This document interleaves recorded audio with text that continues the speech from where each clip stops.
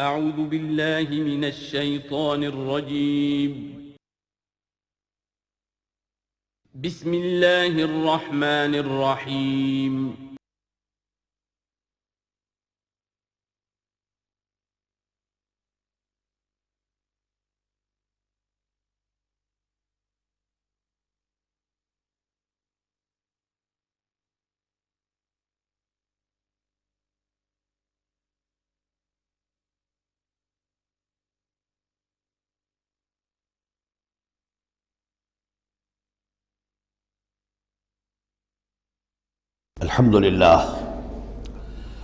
الحمدللہ وکفی والصلاة والسلام علی عبادہ الذین اصطفیٰ خصوصاً علی افضلہم وخاتم النبیین محمد الامین وعلی آلہ وصحبہ اجمعین اما بعد فقد قال اللہ تبارک وتعالی کما ورد فی سورة النساء اعوذ باللہ من الشیطان الرجیم بسم اللہ الرحمن الرحیم ان المنافقین یخادعون اللہ وهو خادعهم وإذا قاموا إلى الصلاة قاموا كسالى يراؤون الناس ولا يذكرون الله إلا قليلا مذبذبين بين ذلك لا إله هؤلاء ولا إله هؤلاء ومن يضلل الله فلن تجد له سبيلا يا أيها الذين آمنوا لا تتخذوا الكافرين أولياء من دون المؤمنين أتريدون أن تجعلوا لله عليكم سلطانا مبينا إن المنافقين في الدرك الأسفل من النار ولن تجد لهم نصيرا صدق الله العظيم رب اشرح لي صدري ويسر لي امري واحلل عقدة من لساني يفقهوا قولي اللهم ربنا الهمنا رشدنا واعصمنا من شرور انفسنا اللهم ارنا الحق حقا وارزقنا اتباعه وارنا الباطل باطلا وارزقنا اجتنابه اللهم طهر قلوبنا من النفاق واعمالنا من الرياء والسنتنا من الكذب واعيننا من الخيانة فإنك تعلم خائنة الأعين وما تخفي الصدور آمین یا رب العالمین۔ سورہ نساء کے بارے میں نے شروع ہی میں آپ سے عرض کر دیا تھا کہ اس میں سب سے زیادہ خطاب کا رخ جو ہے وہ منافقین کی طرف ہے، اگرچہ کہیں خطاب براہ راست یا ایھا الذین نافقوا کے الفاظ میں نہیں، یا ایھا الذین آمنوا اس لیے کہ وہ بھی ایمان کے دعوے دار تھے، ایمان کے مدعی تھے، قانونی طور پر وہ بھی مسلمان تھے، مومن تھے۔ تو یہ طویل ترین مضمون جو ہے اب کنکلوڈ ہو رہا ہے ان آیات مبارکہ میں۔ ان المنافقین یخادعون اللہ، یقیناً منافق کوشش کر رہے ہیں اللہ کو دھوکہ دینے کی۔ یہ سورہ بقرہ کے دوسرے رکوع میں بھی آیت آئی تھی، میں نے عرض کیا تھا کہ مخادعہ باب مفاعلہ میں کسی شے کی کوشش ہوتی ہے، اس لیے کہ سامنے مقابلہ ہوتا ہے اور پتہ نہیں ہوتا کون جیتے گا کون ہارے گا، لیکن یہاں اللہ کی طرف سے وَهُوَ خَادِعُهُمْ، اور یہ خادع جو ہے یہ ثلاثی مجرد سے اس میں فاعل ہے، اور یہ آتا ہے نہایت زوردار تاکید کے لیے، اللہ ان کو دھوکہ دے کر رہے گا، یعنی یہ کہ اللہ نے ان کو جو ڈھیل دی ہوئی ہے وہ سمجھ رہے ہیں کہ ہم کامیاب ہو رہے ہیں، ہمارے اوپر ابھی تک کوئی آنچ نہیں آئی، کوئی پکڑ نہیں ہوئی، کوئی گرفت نہیں ہوئی، ہم دونوں طرف سے بچے ہوئے ہیں۔ اس حوالے سے وہ اپنی اس ڈھیل کی وجہ سے بڑھتے چلے جا رہے ہیں، بڑھتے چلے جا رہے ہیں، بڑھتے چلے جا رہے ہیں، اور یہی در حقیقت اللہ کی طرف سے گویا کہ ان کو دھوکہ ہے جو دیا جا رہا ہے کہ وہ سمجھ رہے ہیں کہ ہم کامیاب ہیں۔ وَإِذَا قَامُوا إِلَى الصَّلَاةِ قَامُوا كُسَالَىٰ، اور جب وہ کھڑے ہوتے ہیں نماز کے لیے، یہ نماز کی طرف، تو کھڑے ہوتے ہیں بڑی کسل مندی کے ساتھ۔ یہاں ذرا نوٹ کر لیجئے کہ قامہ جو ہے، قامہ یقوم، یہ آتا ہے کھڑے ہونے کے لیے، قائم اس سے اس میں فاعل ہے، لیکن جیسے انگریزی زبان میں آپ کو معلوم ہے کہ ورب کے بعد پریپوزیشنز کی تبدیلی سے بڑے بڑے مفہوم بدل جاتے ہیں۔ انگریزی میں ٹو گیو ایک خاص مصدر ہے، ٹو گیو اپ، اب زمین و آسمان کا فرق ہو گیا، ٹو گیو ان بالکل ہی الٹی بات ہو گئی۔ عربی میں اتنا فرق نہیں ہوتا، لیکن پھر بھی ظاہر بات ہے کہ جو پریپوزیشنز چینج ہوتی ہیں تو فرق پڑتا ہے۔ اسی لیے میں نے کہا تھا قام اعلیٰ اور الرجال قوامون علی النساء، اس میں حاکم ہونا، سربراہ ہونا، کسی کے حکم کا نافذ ہونا۔ قام الی کسی شے کے لیے کھڑے ہونا، کسی شے کی طرف کھڑے ہونا، کوئی کام کرنے کا ارادہ کرنا۔ وَإِذَا قَامُوا إِلَى الصَّلَاةِ قَامُوا كُسَالَىٰ، جب کھڑے ہوتے ہیں نماز کی طرف تو صاف نظر آ جاتا ہے کہ طبیعت میں بشاشت نہیں ہے، طبیعت میں آمادگی نہیں ہے، مجبوراً چونکہ اپنے آپ کو مسلمان ظاہر کرنا ہے لہذا کھڑے ہو رہے ہیں۔ قام بے ہم نے پڑھا تھا، قوامین بالقسط، قائما بالقسط اللہ کی شان ہے، کسی شے کو قائم کرنا۔ تو اس طریقے سے یہ جو الفاظ ہوتے ہیں ان کے ساتھ پریپوزیشنز کی چینج سے، یہ ہمارے ہاں عربی میں اس کو جو حروف جار کہتے ہیں، ان کے اضافے سے بہت اضافی معنی پیدا ہو جاتے ہیں۔ یراؤن الناس ولا یذکرون اللہ الا قلیلا، وہ لوگوں کو صرف دکھانے کے لیے کھڑے ہوتے ہیں، اور حقیقت میں جو ذکر الہی جو نماز کا اصل مقصد ہے، اقیم الصلاۃ علی ذکری، وہ انہیں نہیں حاصل ہوتا مگر بہت تھوڑا سا، کسی وقت کوئی واقعتاً اس بے دھیانی میں بھی ہو سکتا ہے کوئی آیت جو ہے وہ بجلی کے کڑکے کی طرح کڑک کر اور ان کے شعور کے اوپر کچھ نہ کچھ اثرات پیدا کر دے، الا قلیلا، بہت ہی شاذ۔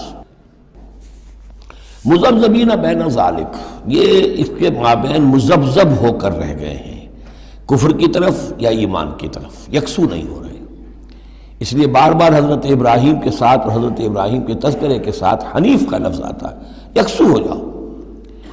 دنیا میں کفر پر بھی انسان یکسو ہو تو کم سے کم دنیا بن جائے گی اس کی، لیکن یہ کہ اصل میں اگر دنیا اور آخرت دونوں بنانے ہیں تو پھر ایمان کے ساتھ یکسو ہونا ضروری ہے۔ لیکن جو بیچ میں رہیں گے ادھر کے نہ ادھر کے، تو ان کے لیے تو خسرت دنیا والآخرہ، ان کے لیے دنیا اور آخرت دونوں کا گھاٹا اور نقصان ہے۔ لا الہ الا ولا الہ الا، نہ تو یہ ان کی جانب ہے نہ ان کی جانب ہے، نہ ان کے ساتھ یکسو ہیں نہ ان کے ساتھ یکسو ہیں، نہ اہل ایمان کے ساتھ مخلص ہیں نہ اہل کفر کے ساتھ مخلص ہیں۔ وَمَن يُضْلِلِ اللَّهُ فَلَن تَجِدَ سَبِيلًا، اور جسے اللہ ہی نے گمراہ کر دیا ہو، یعنی جس کی گمراہی پر اللہ کی طرف سے مہر تصدیق ثبت ہو چکی ہے، پھر اب اس کے لیے فَلَن تَجِدَ لَهُ سَبِيلًا، اس کے لیے اب کوئی راستہ نہ پاؤ گے۔ یا ایھا الذین آمنوا لا تتخذوا الکافرین اولیاء من دون المؤمنین، یہ مضمون پہلے بھی آ چکا ہے، یہ بھی ایک نفاق کی علامت ہے کہ اہل ایمان کو چھوڑ کر کافروں کے ساتھ دوستیوں کی پینگیں بڑھائی جائیں۔ اہل ایمان بت بناؤ کافروں کو اپنے حمایتی اور مددگار اور دوست اور بھیدی مسلمانوں کو چھوڑ کر۔ اتریدون ان تجعلوا للہ علیکم سلطانا مبینا، کیا تم چاہتے ہو کہ تم اپنے خلاف اللہ کے ہاتھ میں ایک دلیل دے دو، حجت دے دو؟ یعنی اللہ تعالیٰ جب محاسبہ کرے گا آخرت میں تو اس دلیل کا کیا جواب دو گے کہ تمہاری دوستیاں کافروں کے ساتھ تھی؟ تو یہ تو حجت قاطع بن جائے گی تمہارے خلاف، علیکم سلطان مبینہ، یہ حجت قاطعہ ہوگی تمہارے خلاف۔ اب یہ آ رہی آیت ایک اعتبار سے یہ منافقین کے حق میں قرآن حکیم کی سخت ترین آیت ہے، اگرچہ جو سخت ترین آیت بعض اعتبارات سے بلکہ ایک خاص لطیف پہلو سے سخت تر جو آیت ہے وہ سورہ توبہ میں آئے گی۔ یہ دو صورتیں ہیں اصل میں طویل صورتوں میں سے، سورہ توبہ اور سورہ نساء، جس میں کہ نفاق کا مضمون سب سے زیادہ تفصیل کے ساتھ آیا۔ ان المنافقین فی الدرک الاسفل من النار، یقیناً منافق آگ کے سب سے نچلے طبقے میں ہوں گے۔ وَلَن تَجِدَ لَهُمْ نَصِيرًا، اور تم نہ پاؤ گے ان کے لیے کوئی مددگار۔ إِلَّا الَّذِينَ تَابُوا، اصل میں منافقت کا آخری پردہ جو چاک ہوگا وہ ہوگا سورہ توبہ میں، گویا کہ سن 9 ہجری میں جا کر۔ ابھی یہ ہم سن 4 ہجری کے آس پاس ہیں، اس حوالے سے ذرا ابھی فصل ہے، تو ابھی ان کے لیے ایک رعایت رکھی ہے کہ توبہ کا دروازہ تمہارے لیے ابھی کھلا ہے۔ إِلَّا الَّذِينَ تَابُوا وَأَصْلَحُوا، اب بھی اگر سوائے ان کے جو توبہ کریں اور اصلاح کر لیں، وَاعْتَصَمُوا بِاللَّهِ، اور اللہ سے چمٹ جائیں، یکسو ہو جائیں، ایک ہی طرف کے ہو جائیں، كُونُوا رَبَّانِيِّينَ، اللہ والے بن جائیں، شیطان سے پینگیں نہ بڑھائیں، شیطان کے ایجنٹوں سے اپنی دوستیاں نہ کریں، یکسو ہو جائیں اور اپنے آپ کو اس کے ساتھ وابستہ کر دیں ہر چہ باد آباد۔ اب یہ کشتی جو ہے ایمان کی اور اسلام کی، اگر یہ تیرتی ہے تو ہم تیریں گے، اگر خدا نہ خواستہ اس کے لیے کوئی حادثہ ہے تو ہم بھی اس حادثے میں شامل ہو گئے۔ وَأَخْلَصُوا دِينَهُمْ لِلَّهِ، یہ ہے بہت اہم اصطلاح کہ وَإِن تَابُوا إِلَّا الَّذِينَ تَابُوا وَأَصْلَحُوا وَاعْتَصَمُوا بِاللَّهِ وَأَخْلَصُوا دِينَهُمْ لِلَّهِ، اپنی اطاعت کل کی کل اللہ کے لیے کر لیں، مخلص کر لیں۔ یہ نہ ہو کہ زندگی کے کچھ حصے میں اطاعت اللہ کی ہو رہی ہے، کچھ حصے میں کسی اور کی ہو رہی ہے۔ کیا کریں جی، یہ معاملہ تو رواج کا ہے، کیا کریں، اگرچہ ہے تو غلط شریعت کی روح سے، لیکن برادری کا رواج ہے، برادری کو چھوڑ تو نہیں سکتے۔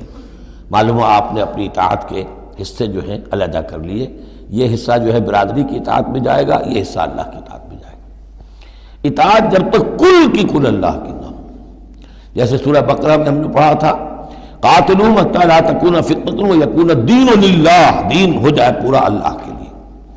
تو ایک تو اجتماعی سطح پر دین اللہ کے لیے ہو جائے، یعنی اسلامی ریاست قائم ہو جائے، پورا اسلامی قانون ہو، پورا اسلامی نظام ہو۔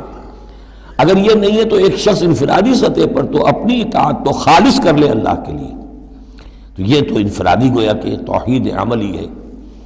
فَأُولَٰئِكَ مَعَ الْمُؤْمِنِينَ، تو یہ لوگ پھر اہل ایمان میں شامل ہو جائیں گے۔ یعنی ابھی پوائنٹ آف نو ریٹرن نہیں ہے ابھی سب کے لیے، بہت سے لوگ تو پہنچ چکے، لیکن پھر بھی ابھی توبہ کا دروازہ کھلا ہے۔ وَسَوْفَ يُؤْتِ اللَّهُ الْمُؤْمِنِينَ أَجْرًا عَظِيمًا، اور جہاں تک مومنین کا تعلق ہے تو اللہ تعالیٰ اہل ایمان کو تو ان قریب بہت بڑا اجر عطا فرمائے گا۔ اب یہ اپیل کے انداز میں بھی آخری بات ہے، مَا يَفْعَلُ اللَّهُ بِعَذَابِكُمْ، سوچو اے منافقو، اللہ تمہیں عذاب دے کر کیا لے گا؟ اللہ کو سیڈسٹ ہستی نہیں ہے معاذ اللہ کہ اسے لوگوں کو دکھ پہنچا کر خوشی ہوتی ہو۔ ایسے پرورٹڈ انسان ہوتے ہیں، ان کی شخصیتیں مست ہو چکی ہوتی ہیں، جو دوسروں کو تکلیف میں دیکھتے ہیں تو خوش ہوتے ہیں، دوسروں کو تکلیف پہنچا کر، کوفت پہنچا کر انہیں کچھ راحت حاصل ہوتی ہے۔ تو اللہ معاذ اللہ ایسا نہیں ہے۔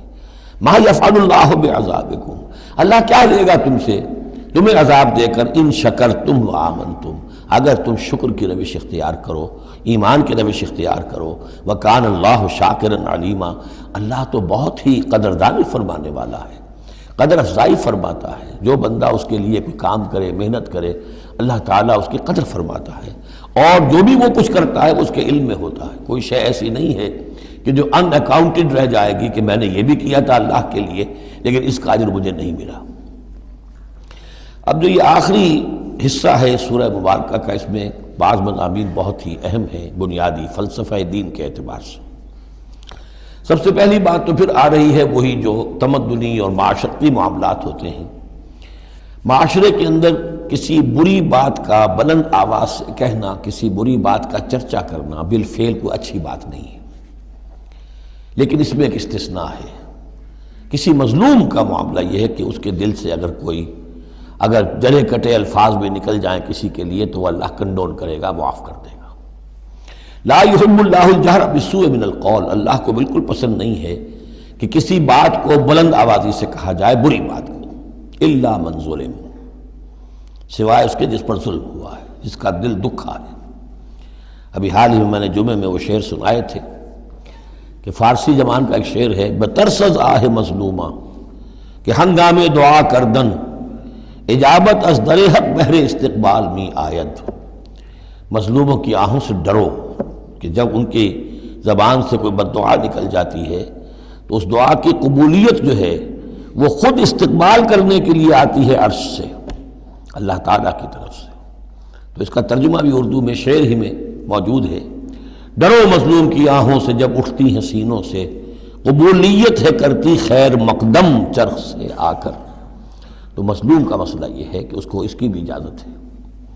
وَكَانَ اللَّهُ سَمِيعًا عَلِيمًا، اللہ سب کچھ سننے والا ہے اور سب کچھ جانتا ہے، اسے معلوم ہے جس کے دل سے یہ آواز نکلی ہے وہ کتنا دکھا ہوا ہے، اس کے احساسات کتنے مجروح ہوئے۔ ان تبدوا خیرا او تخفوہ او تعفوا عن سوء فإن اللہ کان عفوا قدیرا، جہاں تک تو خیر کا معاملہ ہے تم اسے بلند آواز سے کہو، ظاہر کرو یا چھپاؤ، برابر کی بات ہے۔ اللہ تعالیٰ کے لیے خیر تو خیر ہی ہر حال میں ہے، عیاں ہو یا خفیہ ہو۔ اور تعفو عن سوء، لیکن یہ ذرا اونچا مسئلہ ہے، اور اگر تم برائی کو سے معاف کر دیا کرو۔ اب یہ اپیل کے انداز میں ہے، مظلوم سے بھی کہا جا رہا ہے کہ اگرچہ تمہیں چھوٹ ہے یہ کہ تم پر گرفت نہیں ہوگی، لیکن تم ایک اس سے اعلیٰ تر اور بلند تر رتبہ ہے، اسے کیوں نہیں حاصل کرتے؟ اور تعفو عن سوء، کہ تم کسی برائی کے درگزر کرو، معاف کر دو۔ فإن اللہ عفوا قدیرا، تو یقیناً اللہ تعالیٰ بھی معاف فرمانے والا ہے اور قدرت رکھنے والا ہے۔ انسان تو بسا اوقات معاف کرنے پر مجبور بھی ہو جاتا ہے، اس لیے کہ بدلہ دینے کی قدرت نہیں رکھتا۔ اللہ تو مقتدرہ ہے، قدیر ہے، وہ تو جو چاہے فوراً جو ہے دیر اینڈ دین حساب چکا دے، لیکن نہیں، پھر بھی وہ اس کے باوجود وہ معاف فرماتا ہے۔ اب پھر یہ بہت اہم مضمون آ گیا ہے، وحدت الادیان کا جو ایک بنیادی جڑ ہے، اس کی جڑ کو یہاں کاٹی جا رہی ہے۔ غلط فلسفہ جو وحدت ادیان کا، میں نے آپ کو بتایا تھا کہ فلسفہ وحدت ادیان کا ایک حصہ صحیح ہے کہ اوریجن سب کا ایک ہے، لیکن یہ کہ اب جو شکلیں ہیں ان کی وہ ایک ہے، اس سے بڑی حماقت اور جہالت اور ضلالت اور گمراہی اور کوئی نہیں۔ اب یہ کانٹے کی بات بتائی جا رہی ہے کہ اصل میں دین میں جس چیز کی وجہ سے یہ غلطی پیدا ہوتی ہے وہ کیا ہے؟ اللہ اور رسولوں میں تفریق پیدا کر دینا۔ ایک ہے رسولوں میں تفریق کرنا، ایک رسول کو ماننا ایک کو نہ ماننا، ایک ہے اللہ کو علیحدہ کر دینا رسول کو علیحدہ کر دینا۔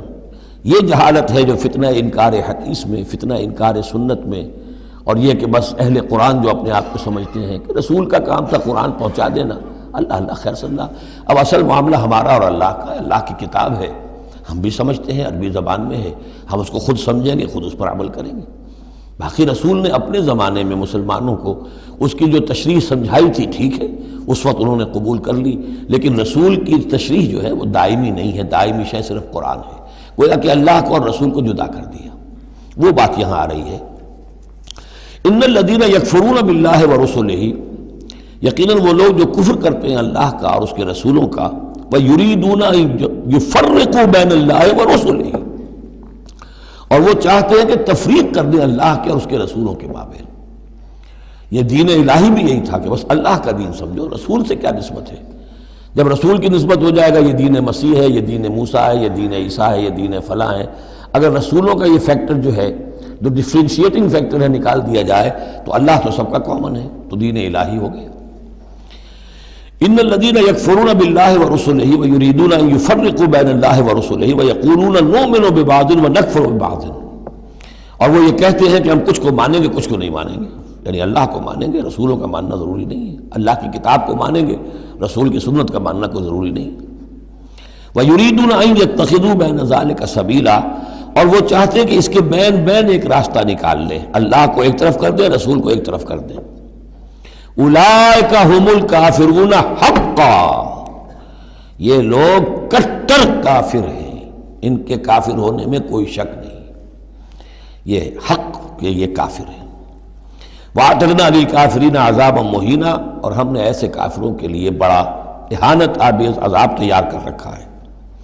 وَالَّذِينَ آمَنُوا بِاللَّهِ وَرُسُلِهِ، اور جو لوگ ایمان رکھتے ہیں اللہ پر اور اس کے رسولوں پر، وَلَمْ يُفَرِّقُوا بَيْنَ أَحَدٍ مِّنْهُمْ، اور انہوں نے ان میں سے کسی کے مابین کوئی تفریق نہیں کی، نہ اللہ کو رسول سے جدا کیا نہ رسول کو رسول سے جدا کیا۔ ہم تو سب کو مانتے ہیں، لا نفرق بین احد من رسلی، ان کو بھی مانتے ہیں جن کے نام قرآن مجید میں آ گئے ہیں، اور مانتے ہیں کہ اور بھی بے شمار آئے ہوں گے، یقین کے ساتھ نہیں کہہ سکتے، تعین کے ساتھ نہیں کہہ سکتے، یہ معلوم ہے اور بھی بہت نبی آئے ہیں، کسی پرٹیکولر پرسن کے بارے میں یقین کے ساتھ نہیں کہہ سکتے، یہ یقین سے کہہ سکتے ہیں کہ بے شمار نبی اور بھی آئے، رسول اور بھی آئے۔ لم يفرقوا بین احد منهم اولئک سوف یؤتیہم اجورہم، یہ وہ لوگ ہیں کہ جنہیں اللہ تعالیٰ ان کے اجر عطا فرمائے گا، وکان اللہ غفور الرحیم، اور یقیناً اللہ تعالیٰ غفور الرحیم ہے۔ یسألک اہل الکتاب ان تنزل علیہم کتاب من السماء، یہ اہل کتاب یہ یہودی اور محمد صلی اللہ علیہ وسلم آپ سے مطالبہ کر رہے ہیں کہ ان پر ایک کتاب آسمان سے اتاری جائے، یعنی جیسے تورات اتری تھی۔ آپ تو کہتے ہیں مجھ پر وحی آتی ہے، کہاں لکھی ہوئی ہے وہ وحی، کون لایا ہے ہمیں تو پتہ نہیں۔ موسیٰ کو تو وہ لکھی ہوئی ملی تھی اور وہ پتھر کی تختیوں میں لے کر آئے تھے۔ یسألک اہل الکتاب ان تنزل علیہم کتاب من السماء فقد سألوا موسیٰ اکبر من ذلک، تو اے نبی آپ فکر نہ کریں، ان کی پرواہ نہ کریں، انہوں نے، ان کے آباء و اجداد نے موسیٰ سے اس سے بھی بڑھ کر مطالبے کیے تھے۔ فقالوا ارنا اللہ جہرۃ، یاد کرو کہ وہ اللہ سے انہوں نے تو یہ مطالبہ بھی کیا تھا کہ ہمیں دکھاؤ اللہ کو عیاناً، ہم خود دیکھنا چاہتے ہیں۔ فاخذتهم الصاعقۃ بظلمهم، تو ان کی اس گناہ کی پاداش میں انہیں ایک کڑک نے آ پکڑا تھا۔ ثم اتخذوا العجل من بعد ما جاءتهم البینات، پھر یہ کہ ان لوگوں کی ناہنجاری کا یہ بھی اندازہ کرو کہ جبکہ واضح نشانیاں ان کے پاس آ چکی تھیں، 9 معجزے حضرت موسیٰ کے وہ دیکھ چکے تھے، پھر بھی انہوں نے بچڑے کی پرست شروع کر دی۔ فَعَفَوْنَا عَنْ ذَلِكَ، ہم نے ان تمام چیزوں سے درگزر کیا۔ وَآتَيْنَا مُوسَىٰ سُلْطَانًا مُبِينًا، اور ہم نے موسیٰ کو غلبہ عطا کیا، واضح غلبہ، فرعون اور اس کے علاوہ لشکر کو ان کی نگاہوں کے سامنے غرق کر دیا۔ وَرَفَعْنَا فَوْقَهُمُ الطُّورَ بِمِيثَاقِهِمْ، اور ہم نے ان کے سروں پر معلق کر دیا تھا طور کو، پہاڑ کو، جبکہ ان سے عہد لیا جا رہا تھا۔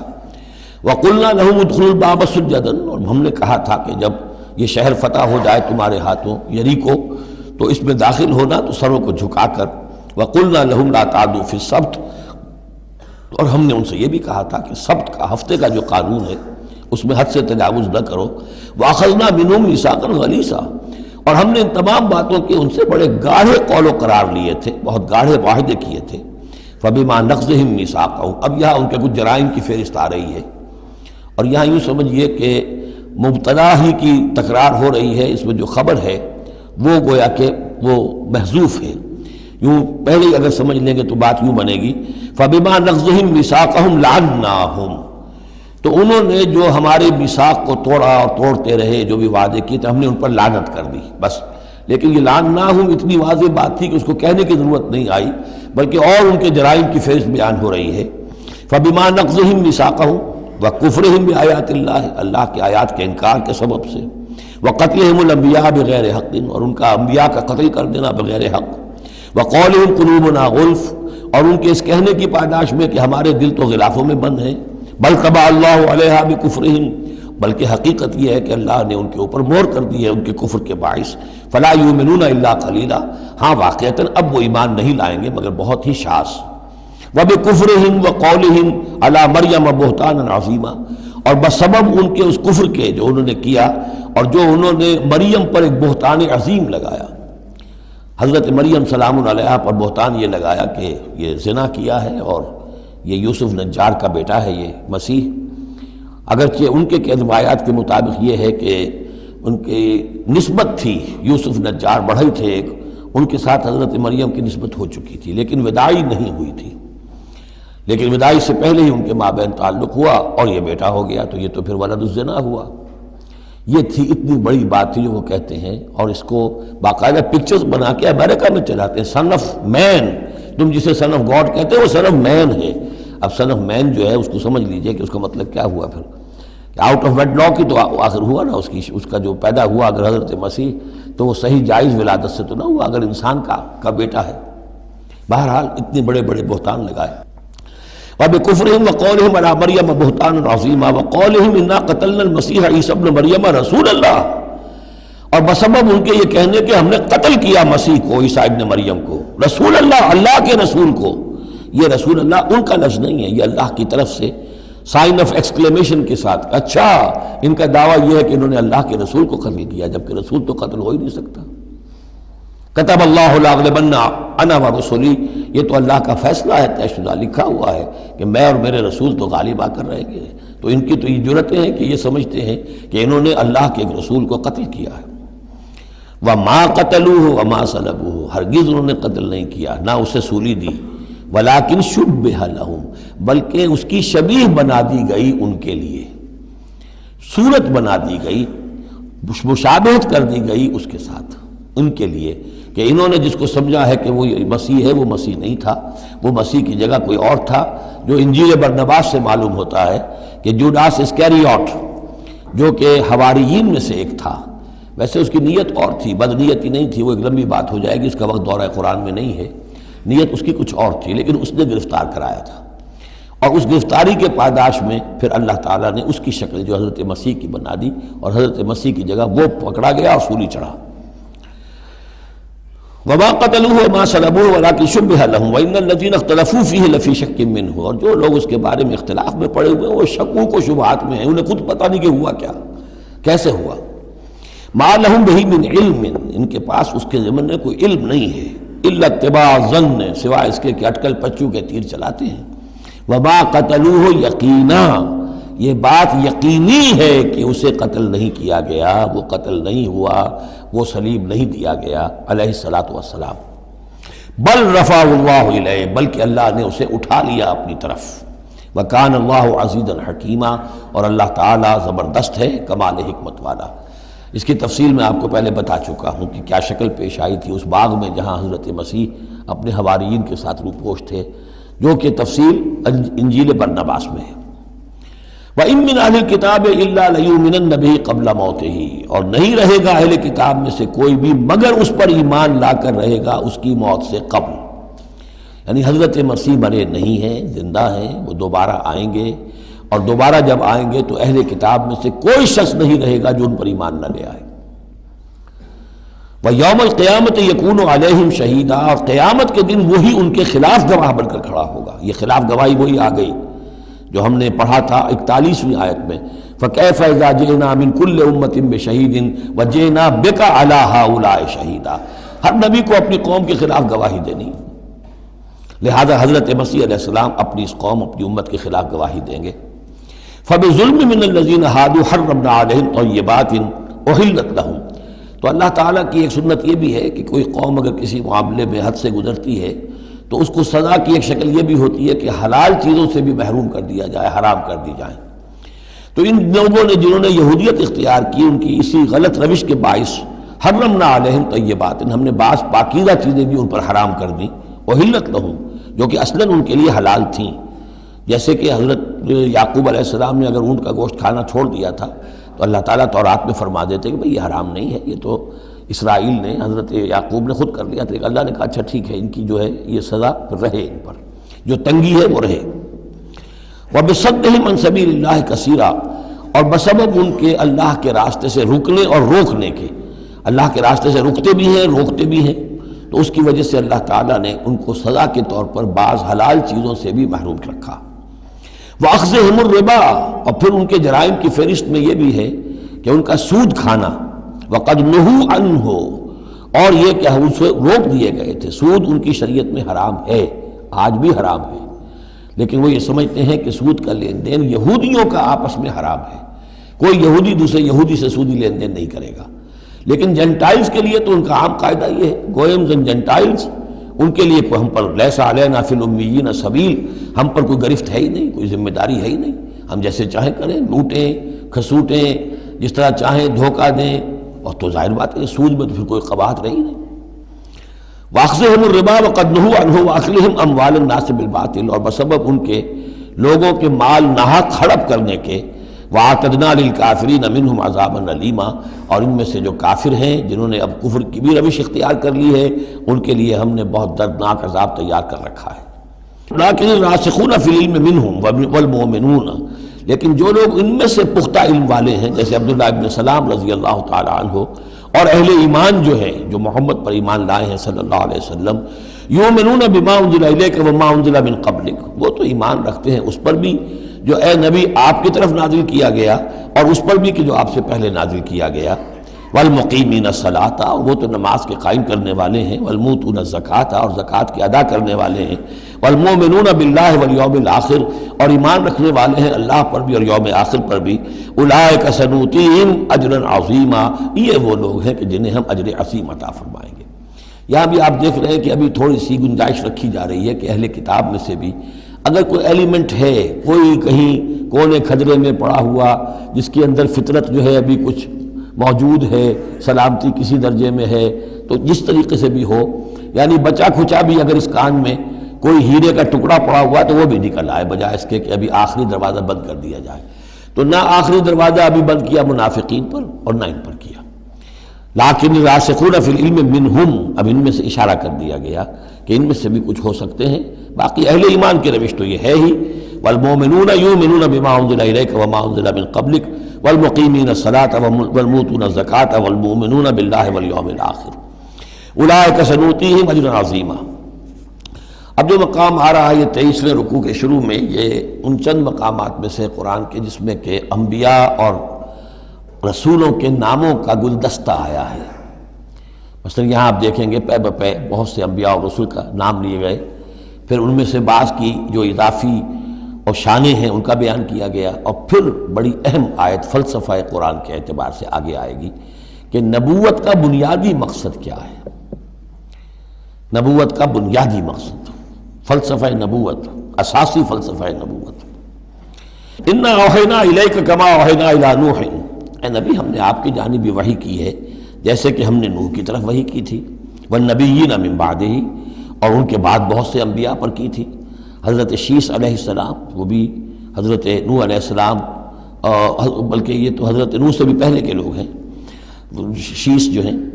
اوحینا الی نوح والنبیین من بعدہ واوحینا الی ابراہیم واسماعیل واسحاق ویعقوب والاسباط، اور ہم نے وحی کی ابراہیم کی طرف، اسماعیل کی طرف، اسحاق کی طرف، یعقوب کی طرف اور ان کی اولاد کی طرف، وعیسیٰ وایوب ویونس وہارون وسلیمان، اور عیسیٰ کی جانب اور ایوب کی جانب اور یونس کی جانب اور ہارون کی جانب اور سلیمان کی جانب، وآتینا داؤد زبورا، اور داؤد کو تو ہم نے زبور جیسی کتاب عطا فرمائی، ورسلا قد قصصناہم علیک من قبل، ایسے بھی بہت سے رسولوں کو ہم نے بھیجا، یا وہی ہم نے ان کی جانب کی بھیجے ایسے رسول کہ جن کا ہم اس سے پہلے آپ کے سامنے تذکرہ کر چکے ہیں، ورسلا لم نقصصہم علیک، اور ایسے بھی بہت سے رسول ہیں کہ جن کے حالات ہم نے آپ کے سامنے بیان نہیں کیے۔ پوری دنیا کی تاریخ بیان کرنا تو قرآن مجید کا مقصد نہیں ہے، یہ تو کتاب ہدایت ہے، تاریخ کی کتاب نہیں ہے۔ وَكَلَّمَ اللَّهُ مُوسَىٰ تَكْلِيمًا، اور خاص اب شان جو حضرت موسیٰ علیہ السلام کی امتیازی شان ہے، اور موسیٰ سے تو کلام کیا اللہ نے جیسے کہ کلام کیا جاتا ہے، بس صرف یہ ہے کہ من ورائے حجاب تھا، پردے کے پیچھے سے تھا دو بدو کلام۔ اب وہ آیت آ رہی ہے کہ یہ رسول کس لیے بھیجے گئے؟ رسلا مبشرین و منذرین، یہ رسول بھیجے گئے بشارت دینے والے بنا کر اور خبردار کرنے والے بنا کر، لئلا یکون للناس علی اللہ حجۃ بعد الرسل، تاکہ نہ رہ جائے لوگوں کے حق میں، للناس نام نوٹ کیجئے، علی اللہ، اللہ کے مقابلے میں کوئی حجت، کوئی دلیل رسولوں کے آنے کے بعد، وکان اللہ عزیزا حکیما، اور اللہ تعالیٰ زبردست ہے لیکن ساتھ ہی حکمت والا ہے۔ اب اس کو سمجھیے کہ جب ہم یہ کہتے ہیں کہ قیامت کے دن اللہ تعالیٰ حساب لے گا اور امتحان ہوگا، امتحان سے پھر نتائج نکلیں گے ہمارے کہ کون پاس ہوا کون فیل ہوا، لیکن امتحان لیا جاتا ہے کچھ پڑھا کر، کیا پڑھایا ہمیں، جانچا جاتا ہے کسی کو کچھ دے کر، کسی بچے کو آپ دیجئے 10 روپے، پھر آپ دیکھیے اس کا میلان طبع کیا ہے، ٹافی کی دکان کی طرف بھاگتا ہے یا کوئی کسی کتابوں کی دکان کی طرف بھاگتا ہے، پتہ چل جائے گا اس کا کیا، اس کا رجحان کیا ہے۔ کچھ دے کر آزماتے ہیں نا، کچھ پڑھا کر امتحان لیتے ہیں، تو ہمیں کیا پڑھایا ہے، کیا دیا ہے؟ اس میں ہے جو قرآن مجید کا بنیادی فلسفہ ہے کہ اللہ تعالیٰ نے انسان کو سمع، بصر، عقل، 3 بڑی چیزیں دی، پھر اللہ تعالیٰ نے انسان کے اندر روح ودیت کی اور نفس انسانی میں خیر اور شر کا علم ودیت کر دیا ہے۔ اب آئندہ کوئی وحی نہ آئے تب بھی ہر انسان جو ہے ان باتوں کی بنا پر اکاؤنٹیبل ہے۔ ہم نے تمہارے اندر تمیز رکھ دی تھی، یہ نیکی ہے یہ بدی ہے، تم بدی کی طرف کیوں گئے؟ تو گویا کہ کوئی نبی نہ آتا، کوئی کتاب نہ آتی، کوئی رسول نہ آتا، تب بھی اللہ تعالیٰ کی طرف سے محاسبہ ناحق نہیں تھا، اس لیے کہ وہ بنیادی چیزیں اللہ تعالیٰ دے چکا ہے۔ البتہ اتمام حجت کرتا ہے اللہ۔ اب یہ نوٹ کیجئے، حجت کیا ہے؟ حجت تو عقل ہے جو اللہ نے ہمیں دے رکھی ہے۔ ان السمع والبصر والفؤاد کل اولئک کان عنہ مسئولا، اس کی بنیاد پر مسئولیت ہے۔ اور یہ کہ نفس ونفس وما سواہا فالہمہا فجورہا وتقواہا، اس کے اندر نیکی اور بدی کی تمیز ودیت کر دی ہے، پھر تمہیں روح پھونکی ہے۔ ان سب چیزوں کی بنا پر تم اکاؤنٹیبل ہو، کوئی نبی آتا یا نہ آتا، یہ حجت اللہ کی تم پر قائم ہے۔ لیکن پھر بھی اللہ اتمام حجت کرنے کے لیے یہ اضافی شے ہے کہ اللہ نے تم ہی میں سے کچھ لوگوں کو چنا جو بڑے ہی اعلیٰ کردار کے لوگ تھے، تم جانتے تھے کہ یہ ہمارے ہاں کے بہترین لوگ ہیں، ان کے دامن کردار پر کوئی داغ دھبا نہیں ہے، ان کی سیرت و اخلاق تمہارے سامنے تھی کھلی کتاب کے مانند، ان کے پاس ہم نے اپنی وحی بھیجی، اور پھر تمہیں یہ کرو یہ نہ کرو یہ بھی بتا دیا۔ ایگزامینیشن میڈ ایزی بھی ہو گیا تمہارے لیے، اس امتحان کو ہم نے اتنا آسان کر دیا تاکہ اب کسی کے پاس کوئی عذر باقی نہ رہ جائے، کوئی جو ہے یہ پلیڈ نہ کر سکے کہ میں تو اگنورنس کے پلیڈ کرے کہ میں تو اگنورنٹ تھا، مجھے معلوم نہیں تھا۔ جب رسول آ گئے تو اب کوئی عذر باقی نہیں رہا۔ رسول سے پہلے پھر بھی کوئی شخص کہہ سکتا ہے پروردگار میں ایسے ماحول میں پیدا ہو گیا تھا، وہاں سب کے سب اسی رنگ میں رنگے ہوئے تھے، پروردگار میں اپنے 2 وقت کی روٹی کے دھندے میں ایسا لگا رہا کہ مجھے کبھی ہوش ہی نہیں آئی کہ میں سوچتا لیکن جب رسول آ جاتے ہیں اور رسولوں کے آنے کے بعد حق مبرہن ہو جاتا ہے اور حق و باطل کے درمیان امتیاز بالکل واضح طور پر قائم ہو جاتا ہے، پھر کوئی عذر باقی نہیں رہتا، کوئی حجت پیش کرنے کے لیے لوگوں کے جانب سے اللہ کے سامنے اللہ کے محاسبے کے مقابلے میں باقی نہیں رہتی۔ تو یہ اتمام حجت ہے، اللہ کی طرف سے حجت کا اتمام۔ رسولم مبشرین، اور کر کیا سکتے ہیں رسول؟ نہ کسی کو زبردستی ہدایت پر لا سکتے ہیں، ظاہر بات ہے کسی کو گمراہ کرنا تو پیش نظر ہے ہی نہیں، لیکن کسی کو زبردستی ہدایت پہ نہیں لا سکتے۔ ہاں جن کے اپنے اندر کی یہ چیزیں جاگ جائیں گی، متوجہ ہو جائیں گے، اپنے باطن کی حقیقتوں کی طرف دیکھیں گے اور پھر یہ کہ نبی کی بات سنیں گے، اس سے فائدہ اٹھائیں گے، سیدھے راستے پر چلیں گے، ان کے لیے مبشر ہوں گے، بشارت، فراح و ریحان و جنت نعیم۔ اور جو لوگ یہ ہے کہ اس کے بعد بھی اپنی غلط ہی راستوں پر چلتے رہیں گے، تعصب میں، ہٹ دھرمی میں، ضد میں، مفادات میں، چودراہٹوں کی وجہ سے، ان کو خبردار کریں گے کہ اب تمہارے لیے بدترین انجام جو ہے جہنم تیار ہے۔ تو رسولوں کا بنیادی فنکشن یہی ہے، تبشیر اور انذار، مبشرین و منذرین۔ کس لیے؟ لے اللہ یکونا، تاکہ نہ رہ جائے، للناس، لوگوں کے پاس، لوگوں کے حق میں، اللہ، اللہ کے مقابلے میں، یعنی اللہ کی حجت، اللہ کے محاسبے کے مقابلے میں، حجت، کوئی حجت، کوئی عذر، کوئی بہانہ باقی نہ رہے بعد الرسل، رسولوں کے آنے کے بعد۔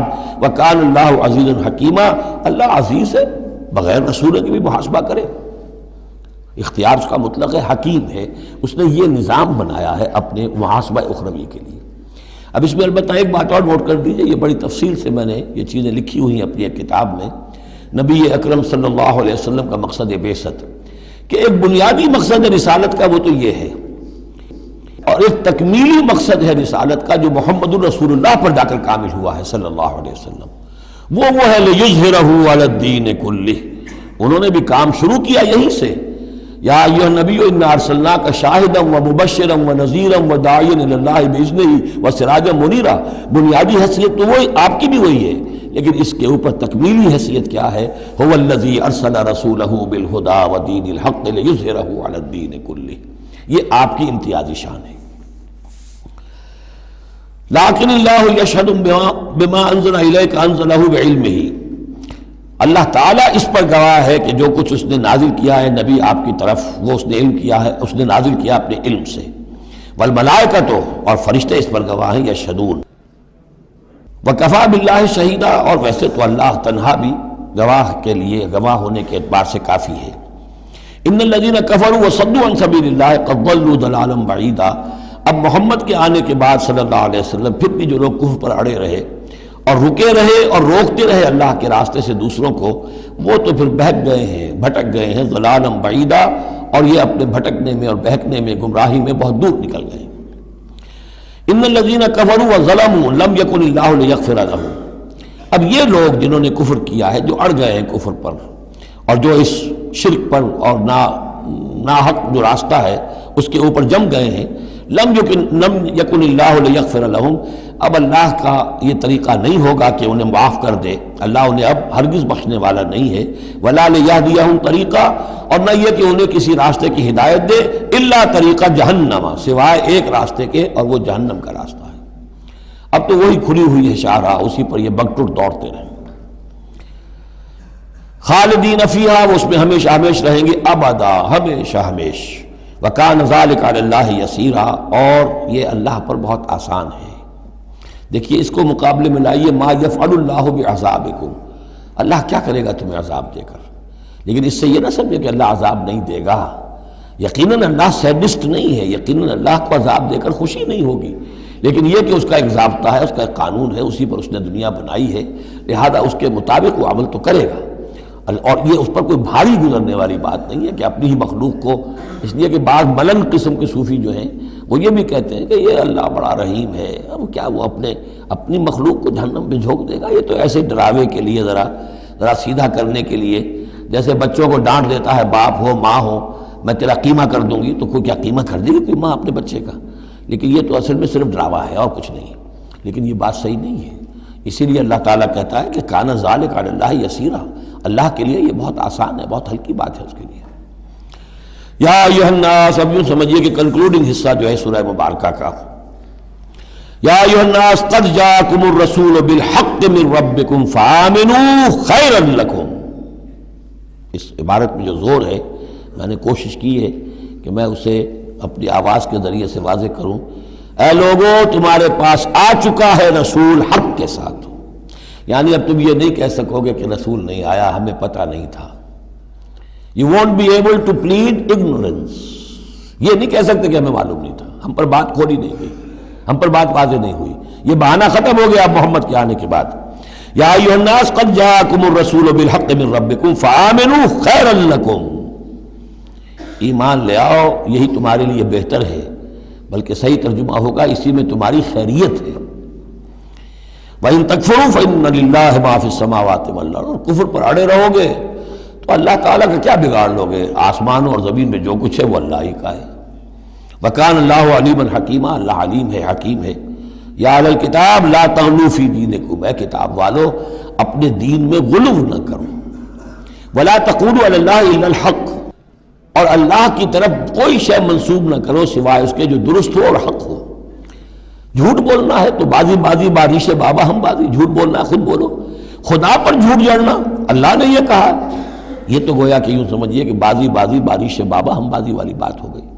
لا تقولوا علی اللہ الا الحق انما المسیح عیسی ابن مریم رسول اللہ. دیکھو مسیح عیسیٰ ابن مریم اللہ کے رسول تھے، یہ حیثیت ان کی ہے. الوہیت میں کوئی حصہ نہیں ہے، وہ خدا کے بیٹے نہیں ہیں، رسول اللہ ہے. وَكَلِمَتُهُ أَلْقَاهَا إِلَىٰ مَرْيَمَ. اور اس کا ایک کلمہ ہے کہ جو اس نے ڈالا مریم پر، یعنی مریم کی رحم میں جو حمل ہوا ہے حضرت عیسیٰ کا وہ اللہ کے کلمہ کن کی طرف فعل ہوا ہے.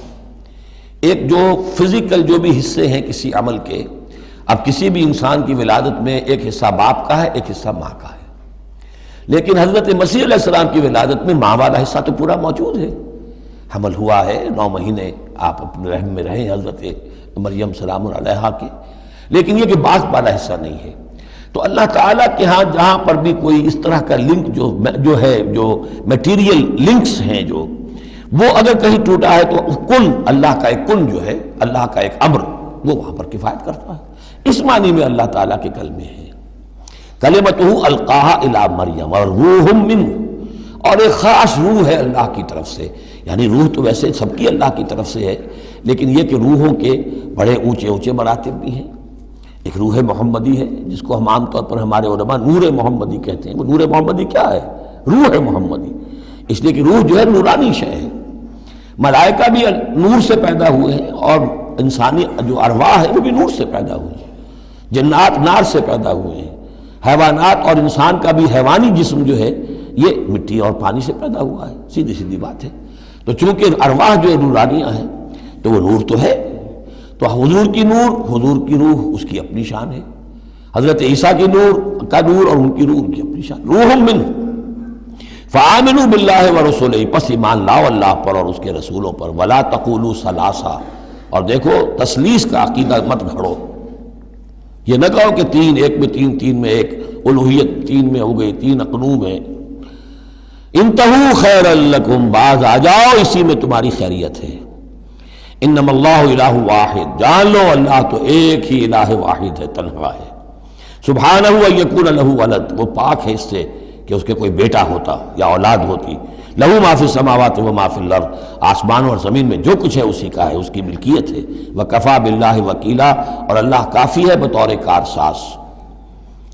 لن یستنکف المسیح ان یکون عبدا للہ. مسیح کو تو اس میں ہرگز کوئی عار نہیں ہے کہ اس کو کہا جائے کہ وہ اللہ کا بندہ ہے. اس کو تو اللہ کے بندہ ہونے میں اسے اپنی شان محسوس ہوگی. جب ہم کہتے ہیں وَنَشْهَدُ أَنَّ مُحَمَّدًا عَبْدُهُ وَرَسُولُهُ تو یہ عبدیت کی شان تو اور بلند و بالا ہے، رسالت سے بھی اوپر ہے. یہ ایک علیحدہ مسئلہ ہے، پھر کبھی اس کو بیان کروں گا. تو لن یستنکف المسیح ان یکون عبدا للہ. یہ کوئی بات ان کے لیے کوئی عار کی نہیں ہے کہ وہ اللہ کے بندے ہوں. بل الملائکۃ المقربون. اور نہ ہی جو ملائکہ مقربین ہیں انہیں اس میں کوئی عار ہے کہ انہیں اللہ کا بندہ سمجھا جائے. سب بندے ہیں. وَمَن يَسْتَنْكِفْ عَنْ عِبَادَتِهِ وَيَسْتَكْبِرْ، اور جو کوئی بھی آر سمجھے گا اللہ کی بندگی میں اور استکبار کرے گا، تکبر کرے گا، فَسَيَحْشُرُهُمْ إِلَيْهِ جَمِيعًا، تو پھر اللہ تعالیٰ ان سب کو اپنے پاس لے آئے گا، جمع کرے گا۔ فَأَمَّا الَّذِينَ آمَنُوا وَعَمِلُوا الصَّالِحَاتِ، تو جو لوگ ایمان لائے ہوئے ہوں گے اور جنہوں نے نیک عمل کیے ہوں گے، فَيُوَفِّيهِمْ أُجُورَهُمْ، تو انہیں ان کے پورے پورے اجر دے گا، پورے پورے، وَيَزِيدُهُمْ مِنْ فَضْلِهِ، اور خاص اپنے فضل سے انہیں مزید دے گا، بونس بھی دے گا۔ آپ کو آخری جو ٹپ کر دیتے ہیں کسی کو، کسی نے کام کیا اچھا کیا ہے تو اسے انعام دیتے ہیں، اپنے فضل سے اور نوازے گا۔ وَأَمَّا الَّذِينَ اسْتَنكَفُوا وَاسْتَكْبَرُوا، اور جنہوں نے عبدیت کے اندر کوئی آر محسوس کی تھی اور تکبر کیا تھا، فَيُعَذِّبُهُمْ عَذَابًا أَلِيمًا، ان کو وہ عذاب دے گا بہت زبردست اور بہت دردناک۔ وَلَا يَجِدُونَ لَهُم مِّن دُونِ اللَّهِ وَلِيًّا وَلَا نَصِيرًا، اور وہ نہیں پائیں گے اپنے لیے اللہ کے سوا یا اللہ کے مقابلے میں نہ کوئی حمایتی نہ مددگار۔ یا ایھا الناس قد جاءکم برہان من ربکم، اے لوگو دیکھو آ چکی ہے تمہارے پاس برہان تمہارے رب کی طرف سے۔ اب یہ قرآن مجید کی طرف اشارہ ہو رہا ہے، اور برہان بھی قرآن جمع محمد مل کر برہان ہوں گے صلی اللہ علیہ وسلم، جیسے میں بیان کر چکا ہوں شروع میں تعارف قرآن میں کہ کتاب جمع رسول مل کر بینہ، حتیٰ تأتیہم البینہ، اور بینہ کیا ہے؟ رسول من اللہ یتلو صحفا مطہرۃ فیہا کتب قیمہ، وانزلنا الیکم نورا، اور ہم نے تمہاری طرف نور نازل کر دیا ہے۔ یہاں چونکہ لفظ کے ساتھ انزال آیا ہے، اس سے مراد لازماً قرآن مجید ہے۔ انزلنا الیکم نورا مبینا، انزلنا ہم نے نازل کر دیا ہے تمہاری طرف ایک روشن نور۔ فاما الذین آمنوا باللہ واعتصموا بہ، تو اب جو لوگ اللہ پر ایمان لائیں گے اور اس کے ساتھ چمٹ جائیں گے، یکسو ہو جائیں گے، خالص اللہ والے بن جائیں گے، مذبذب نہیں رہیں گے کہ ادھر اور ادھر، کبھی ادھر کبھی ادھر، نہ ادھر نہ ادھر، یہ نہیں ہوگی بات، بلکہ یہ کہ وہ پورے طرح یکسو ہو کر اللہ کے دامن سے وابستہ ہو جائیں گے۔ فَسَيُدْخِلُهُمْ فِي رَحْمَةٍ مِّنْهُ وَفَضْلٍ، انہیں وہ داخل کرے گا اپنی رحمت اور فضل میں، وَيَهْدِيهِمْ إِلَيْهِ صِرَاطًا مُسْتَقِيمًا، اور پھر یہ کہ انہیں چلائے گا صراط مستقیم پر جو اس تک لے آئے گی، وہ صراط مستقیم، یہدیہم الیہ، اپنی طرف ہدایت دے گا سہج سہج رفتہ رفتہ، الہ اپنے پاس اپنے خاص فضل و کرم کی جوار رحمت میں لے آئے گا، صراطا مستقیما، سیدھے راستے پر چلا کر۔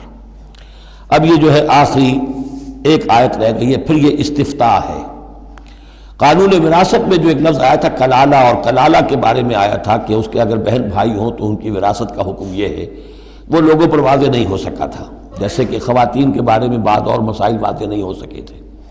تو یستفتونک، اے نبی یہ آپ سے فتویٰ مانگ رہے ہیں، وضاحت چاہ رہے ہیں۔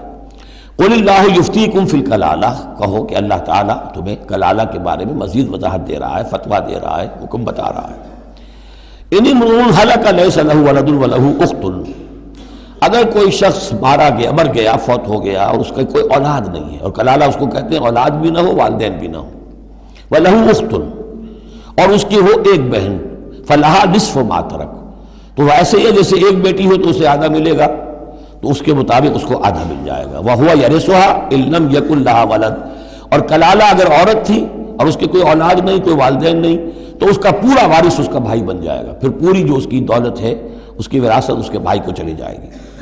فَإِن كَانَتْ اثْنَتَيْنِ فَلَهُمَا الثُّلُثَانِ مِمَّا تَرَكَ، اور اگر وہ بہنیں جو ہیں وہ دو سے زائد ہو یا دو ہو تو 2/3 میں وہ شریک ہو جائیں گے۔ وَإِن كَانُوا إِخْوَةً رِجَالًا وَنِسَاءً، اور بہن بھائی ہوں بہت سے، فَلِلذَّكَرِ مِثْلُ حَظِّ الْأُنثَيَيْنِ، تو پھر وہ اصلی قاعدہ جو ہے کہ مرد کے لیے 2 عورتوں کے برابر حصہ ہو جائے گا، بھائی کو بہنوں سے ڈبل ملے گا۔ یعنی یوں سمجھ لیجئے کہ وہ جو حکم وہاں تھا بیان کیا گیا وہ اخیافی بہن بھائیوں کا تھا۔ اخیافی بہن بھائی وہ ہوتے تھے عرب میں کہ ماں ایک ہو باپ علیحدہ ہو، ان کا چونکہ خاص مسئلہ ہوتا تھا اس لیے بیان کر دیا۔ باقی عینی اور اللاتی، ماں باپ دونوں ایک ہو، اور یا یہ کہ مائیں علیحدہ ہو باپ ایک ہو، تو ان کا وہی قانون ہوگا کہ جو بیٹا بیٹی کا ہے، کہ جس طریقے سے کہ بیٹا اور بیٹی میں جس نسبت سے وراثت تقسیم ہوتی ہے ایسے ہی ان بہن بھائیوں میں ہوگی۔ یہ ہے یبین اللہ لکم ان تضلوا، اللہ واضح کیے دیتا ہے تمہارے لیے مبادا تم گمراہ ہو جاؤ، واللہ بکل شیء علیم، اور اللہ ہر چیز کا علم رکھتا ہے۔ سورہ نساء مکمل ہوئی۔ اب اللہ کا نام لے کر اس گروپ کی جو آخری صورت ہے، اور یہ نوٹ کر لیجئے کہ جو ہمارا منزلوں کا میں نے نظام آپ کو بتایا تھا، پہلی منزل ختم ہو گئی ہے، یہ سورہ مائدہ سے المنزل 2 یہ شروع ہو رہی ہے، المنزل 2 دوسری منزل شروع ہو گئی۔ لیکن جو مکی اور مدنی صورتوں کے گروپ ہیں وہ ابھی ختم نہیں ہوا۔ پہلا وہ تو یہ کہ مکی صورت سورہ فاتحہ، مدنی کا ایک گروپ البقرہ اور آل عمران، دوسرا گروپ النساء اور المائدہ مل کر پھر جا کر جو گروپ ہے مکی مدنی کا وہ ختم ہوگا، جبکہ مائدہ ختم ہوگی۔ سورہ مائدہ کا بھی تقریباً اسلوب وہی ہے کہ جو سورہ نساء کا ہے، لیکن یہ کہ یہاں زیادہ جو زور ہے وہ اہل کتاب پر ہے۔ جیسا کہ میں نے آپ کو بتایا تھا کہ یہ جو گروپ ہے پہلا ان صورتوں کا، اس کے 2 مضامین ہیں بنیادی، ایک شریعت اسلامی، شریعت اسلامی کا بلو پرنٹ ابتدائی خاکہ جو ہے وہ سورہ بقرہ میں، تکمیلی احکام اب اس میں آئیں گے۔ دوسرے اہل کتاب پر اتمام حجت اور آخری درجے میں دعوت، آخری فیصلہ کن باتیں جو ہیں وہ آپ کو اب ملیں گی اس سورہ مبارکہ میں۔ بسم اللہ الرحمن الرحیم، یا ایھا الذین آمنوا اوفوا بالعقود۔ سورہ نساء شروع ہوئی تھی یا ایھا الناس سے، اے لوگو۔ یہاں بس فرق یہ ہے کہ یا ایھا الذین آمنوا، اہل ایمان، اپنے عہدوں کو، معاہدوں کو، قول و قرار کو پورا کیا کرو۔ اب انہوں سمجھ لیجئے کہ سماجی زندگی جتنی انسان کی ہے وہ معاہدوں پر قائم ہے۔ Even marriage is a social contract, شادی کیا ہے؟ ایک معاہدہ ہے، ایک مرد ایک عورت کے مابین ساتھ رہنے کا، ساتھ زندگی گزارنے کا۔ اس کے کچھ حقوق ہیں، کچھ فرائض ہیں، بیوی کے حقوق، شوہر اور اس کے فرائض، اور شوہر کے حقوق اور اس کے فرائض، معاہدہ ہے۔ بڑے بڑے کاروبار جو ہیں وہ معاہدوں کی شکل میں ہوتے ہیں، تو معاہدہ ہے۔ اور بھی سوشل کانٹریکٹس ہیں کہ جو ہمارے ہاں employer employee relationship is a contract, یا جو سیاسی نظام ہے، عہدے ہیں، مناصب ہیں، ان کی ذمہ داریاں ہیں، ان کے پریولیجز ہیں، یہ آپ کی ذمہ داریاں ہیں، یہ آپ کے اختیارات ہیں۔ تو ایک ہی شے اگر پوری ہو جائے، اوفوا بالعقود، جو بھی عقد ہو، عقد کہتے ہیں، گرہ کو عقدہ کہتے ہیں، عقدہ گرہ، عقد ہے کوئی چیز بند گئی، بس طے ہو گئی، فیصلہ ہو گیا، وہ عقود ہے۔ احلت لکم بہیمۃ الانعام الا ما یتلی علیکم، تمہارے لیے تمام جو مویشی کی نوعیت کے حیوانات ہیں وہ حلال کر دیے گئے، ان کا گوشت کھانا، سوائے اس کے جو تمہیں پڑھ کر سنائے جاتے ہیں، یعنی ان میں خنزیر ہے وہ حرام ہے، اور مردار اگر ہے تو حرام ہے، وغیرہ وغیرہ، وہ بعد میں آ جائے گا۔ لیکن باقی جو مویشی، وہ ہوش نہیں، شیر چیتا جو وحشی ہیں یہ نہیں، جو مویشی قسم کے ہیں، ہرن ہے، نیل گائے ہے، اور اس طرح کی چیزیں جو بھی ہیں کہ جو عام طور پر وہ گوشت خور نہیں ہے، بلکہ یہ کہ سبزے کے اوپر ان کا گزارا ہوتا ہے، یہ ساری چیزیں جو ہیں یہ تمہارے لیے حلال کی گئی ہیں۔ غیر محل الصید وانتم حرم، ایک تم پر پابندی ہے کہ اگر حج کے لیے احرام باندھا ہوا ہو یا عمرے کے لیے تو تم اس حالت میں شکار نہیں کر سکتے۔ ان اللہ یحکم ما یرید، یہ اللہ کا اختیار ہے، وہ فیصلہ کرتا ہے، حکم دیتا ہے جو چاہتا ہے۔ یا ایھا الذین آمنوا لا تحلوا شعائر اللہ ولا الشہر الحرام ولا الہدی ولا القلائد ولا عامین البیت الحرام، اہل ایمان مت بے حرمتی کرو اللہ کے شعائر کی، مت حلال کر لیا کرو، بے حرمتی کر دیا کرو اللہ کے شعائر کی، اور نہ حرمت والے مہینوں کی، اور نہ ہدی کے جانوروں کی، جو جانور لے کے جائے جاتے تھے کعبے کی طرف حج کے لیے یا عمرے کے لیے ساتھ لے کر جاتے تھے، ولا القلائد، اور ان کے گلوں کے اندر پٹے ڈال دیے جاتے تھے علامت کے طور پر کہ اب یہ کعبے کی طرف جا رہے ہیں، ولا عامین البیت الحرام، اور نہ وہ حاجی لوگ کہ جو بیت حرام کی طرف چل رہے ہیں، قصد کر رہے ہیں، جا رہے ہیں، اب وہ بھی ان کی بھی ایک نسبت ہو گئی ہے کہ یہ سفر کر رہے ہیں تو اللہ کے گھر کے مسافر ہیں۔ جیسے کہ وہاں آپ نے دیکھا ہوگا جو گئے ہیں کہ انہیں وہ کہتے ہیں مرحبا بضیوف الرحمن، کہ مرحبا ان لوگوں کو کہ جو رحمان کے مہمان ہیں، یعنی حاجی جو یہاں آئے ہیں وہ اصل میں اللہ کے مہمان ہیں، اللہ میزبان ہے۔ تو اب ان کے لیے یہ ہے کہ ان کی بے حرمتی نہ ہو، حتیٰ کہ عزت نہ ہو۔ یبتغون فضلا من ربہم ورضوانا، یہ سب جو ہیں اللہ تعالیٰ کی فضل کی اور اس کے اپنے رب کے رضوان کی تلاش میں ہیں، اس کی کوشش میں جا رہے ہیں۔ وَإِذَا حَلَلْتُمْ فَاصْطَادُوا، ہاں جب تم احرام کھول دو، حلال ہو جاؤ، تو یہ حلال ہو جانا ایک اصطلاح ہے، جبکہ احرام کھل گیا، فَاصْطَادُوا، پھر تم شکار کرو، تمہیں کھلی چھوٹ ہے، ساری پابندیاں احرام کی حالت کی ہیں۔ وَلَا يَجْرِمَنَّكُمْ شَنَآنُ قَوْمٍ أَن صَدُّوكُمْ عَنِ الْمَسْجِدِ الْحَرَامِ أَن تَعْتَدُوا، اور دیکھنا تمہیں آمادہ نہ کر دے کسی قوم کی دشمنی کہ انہوں نے تمہیں روکے رکھا تھا مسجد حرام سے کہ تم بھی زیادتی کرو، یعنی انہوں نے تمہیں روکے رکھا 7 برس تک 6 برس تک اور تمہیں یہاں قریب نہیں آنے دیا. اب ایسا نہ ہو کہ اس کے بدلے میں تم کو زیادتی کرو، زیادتی مت کرو. ولا یجرمنکم شنآن قوم، تمہیں آمادہ نہ کر دے کسی قوم کی دشمنی. اور دشمنی کس وجہ سے؟ ان صدوکم عن المسجد الحرام، کہ انہوں نے تمہیں روکے رکھا مسجد حرام سے. ان تعتدوا، کہ تم زیادتی کرنے لگو. وتعاونوا علی البر والتقوی، نیکی کے کاموں پر اور تقوی کے کاموں پر تعاون کیا کرو. ولا تعاونوا علی الاثم والعدوان، اور اسم، گناہ اور عدوان، ظلم اور زیادتی کے کاموں میں تعاون مت کرو. واتقوا اللہ ان اللہ شدید العقاب، اللہ کا تقوی اختیار کرو، یقیناً اللہ تعالیٰ سزا دینے میں بہت سخت ہے. دیکھیے انداز بالکل وہی ہے جو سورہ نساء کا ہے، وہی معاشرتی معاملات، اس کے بارے میں بنیادی اصول. اب یہاں پہ پھر وہ آ رہی ہے آخری مرتبہ یہ آیت، اور مزید وضاحت کے ساتھ. حرمت علیکم المیتۃ، تم پر حرام کیا گیا مردار، جو خود اپنی موت مر گیا جانور، وہ حرام ہو گیا. والدم، دم اور خون. ولحم الخنزیر، اور خنزیر کا گوشت. وما اہل لغیر اللہ بہ، اور جس پر پکارا گیا اللہ کے سوا کسی اور کا نام، کسی اور کے نام نامزد ہے، کسی اور کا تقرب حاصل کرنے کے لیے اس کا وہ جو ہے ذبح کیا جا رہا ہے. والمنخنقۃ، اور وہ جانور جو گلا گھٹنے سے مر گیا. کبھی ایسا ہوتا ہے کہ کوئی بکری ہے یا کچھ اور ہے، وہ اپنی زنجیر جس میں بندھی ہوئی ہے اسی کا کوئی پھندا ایسا لگ جاتا ہے، اب وہ جتنی کوشش کرتی ہے اس پھندے سے نکلنے کی، وہ گلا گھٹ جاتا ہے، مر جاتی ہے. تو یہ بھی مردار کے حکم میں ہے. والموقوذۃ، یا چوٹ لگنے سے کسی جانور کی موت واقع ہو گئی، وہ بھی مردار کے حکم میں ہوگا. والمتردیۃ، یا اونچی جگہ سے کہیں سے کوئی جانور گرا ہے، گردن ٹوٹ گئی ہے، مر گیا ہے، وہ بھی مردار ہے. والنطیحۃ، کسی اور نے جانور نے سینگ مارا ہے، اس کے صدمے سے وہ ہلاک ہو گیا ہے جانور، تو وہ بھی حرام ہو گیا. یعنی میتہ کی مزید 4 قسمیں. یہی نہیں ہے کہ کسی بیماری سے جانور مرا ہو، لیکن یہ کہ یہ مرنے کی، ذبح ہونے کی نوبت نہیں آئی، اس کے جسم سے خون نکلنے کا امکان نہیں رہا، اس کا خون جو ہے اس کے جسم کے اندر ہی جم گیا ہے، اس کے گوشت کا حصہ بن گیا ہے، لہذا وہ مردار کے حکم میں ہے.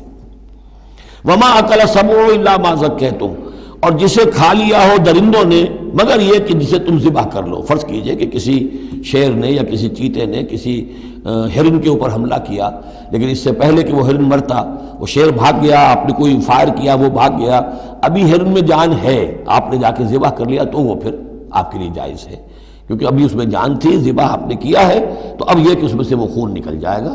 تو جہاں جہاں شیر کا منہ لگا ہو اس حصے کو کاٹ کر پھینک دیجئے، باقی آپ کھا سکتے ہیں. الا ما ذکیتم، سوائے اس کے کہ جسے تم نے ذبح کر لیا. وما ذبح علی النصب، اور یہ بھی تمہارے لیے حرام کیا گیا کہ تم استھانوں پہ جا کر ذبح کرو. یہ خاص جگہ ہے، یہ خاص جو ہے وہ کسی ولی اللہ کا بازار ہے، وہاں جا کے ذبح کرنا، یا کسی دیوتا یا دیوی کا کوئی استھان ہے، وہ بھی اب حرام ہو گیا. وَأَن تَسْتَقْسِمُوا بِالْأَزْلَامِ، یا جوئے کے تیروں کے ذریعے سے تقسیم کرو. یہ بھی ایک جوئے کی شکل ہو جاتی تھی. وہ لوگ یہ کرتے تھے، قربانی اپنی کی، اس کے بعد گوشت کے ڈھیر لگا دیے، اب تیروں کے ذریعے سے جوا کھیل رہے ہیں، تو بڑے بڑے ڈھیر جو ہیں اس کے اندر داؤ پر لگ رہے ہیں. ذالکم فسق، یہ تمام چیزیں جو ہیں گناہ کے کام ہیں. الیوم یئس الذین کفروا من دینکم، دیکھو اب یہ کافر لوگ تمہارے دین سے مایوس ہو چکے ہیں، یعنی یہ سمجھ چکے ہیں کہ نظام تو اب اللہ ہی کا رہے گا. اب یہاں پر چونکہ سورہ مائدہ جیسا کہ میں نے اس کی آخری صورتوں میں سے ہے، لہذا اب انہیں یہ تو توقع نہیں ہے کہ اسلام کا راستہ روک سکیں گے، لیکن وہ یہ ضرور چاہیں گے کہ اس قسم کی چیزیں تمہارے اندر جاری رہیں، اس طرح کی چیزیں جیسے ہمارے ہاں بھی ہندوانہ اثرات چلتے رہے بہت عرصے تک، اب بھی چل رہے ہیں. تو الیوم یئس الذین کفروا من دینکم، تمہارے دین سے تو وہ مایوس ہو چکے ہیں کہ اب یہ دین تو انہی کا ہوگا اور ہمارا دین ختم ہوا. فلا تخشوہم واخشونی، تو اب ان سے مت ڈرو، مجھ سے ڈرو. الیوم اکملت لکم دینکم، آج کے دن میں نے تمہارے لیے تمہارے دین کی تکمیل فرما دی ہے. واتممت علیکم نعمتی، اور تم پر اتمام فرما دیا ہے اپنی نعمت کا. ورضیت لکم الاسلام دینا، اور تمہارے لیے میں نے پسند کر لیا ہے ہمیشہ ہمیشہ کے لیے میرے ہاں پسندیدہ اور مقبول دین صرف اسلام ہے. فمن اضطر فی مخمصۃ، اب یہ جو حکم دیا گیا تھا یہ چیزیں حرام ہیں، تو لیکن کوئی شخص اگر اضطرار میں آ جائے، شدید فاقہ ہے، بھوک ہے، جان نکل رہی ہے، غیر متجانف لاسم، اس میں گناہ کی طرف کوئی رجحان نہ ہو، کوئی شرارت دل کے اندر نہ ہو کہ میں نے واقعی یہ سور حرام ہے لیکن ذرا چکھ کے دیکھنا ہی ہے آج تو کیسا ہے، نہیں، جان پر بنی ہوئی ہے لیکن اس قسم کا خیال کوئی نہ ہو. فإن اللہ غفور الرحیم، تو اللہ تعالیٰ غفور اور رحیم ہے. یسألونک ماذا أحل لهم، اے نبی آپ سے پوچھتے ہیں کہ ان کے لیے کیا کچھ حلال ہے. قل احل لکم الطیبات، تمہارے لیے سب پاکیزہ چیزیں حلال کر دی گئیں. وما علمتم من الجوارح مکلبین تعلمونہن مما علمکم اللہ، اور جو تم چھوڑتے ہو سدھاتے ہو شکاری جانوروں کو، جنہیں تم چھوڑتے ہو شکار کے لیے، انہیں تم نے سدھایا ہے سکھایا ہے اس میں سے کہ جو اللہ نے تمہیں سکھایا ہے. فَكُلُوا مِمَّا أَمْسَكْنَا عَلَيْكُمْ، تو اب وہ اگر جا کر آپ نے کتا چھوڑا ہے، اس نے خرگوش کو پکڑ لیا ہے یا کسی اور جانور کو، فَإِنْ أَمْسَكْنَا عَلَيْكُمْ، اگر انہوں نے روکے رکھا ہے تمہارے لیے اس شکار کو تو اس کو کھاؤ. وَاذْكُرُوا اسْمَ اللَّهِ عَلَيْهِ، اس پر اللہ کا نام لو. وَاتَّقُوا اللَّهَ، اور اللہ تعالیٰ کا تقوی اختیار کرو. إِنَّ اللَّهَ سَرِيعُ الْحِسَابِ، یقیناً اللہ تعالیٰ حساب لینے میں بہت جلدی کرتا ہے، یا حساب لینے میں اسے دیر نہیں لگتی. بارک اللہ لی و لکم فی القرآن العظیم ونفعنی وإیاکم بالآیات والذکر.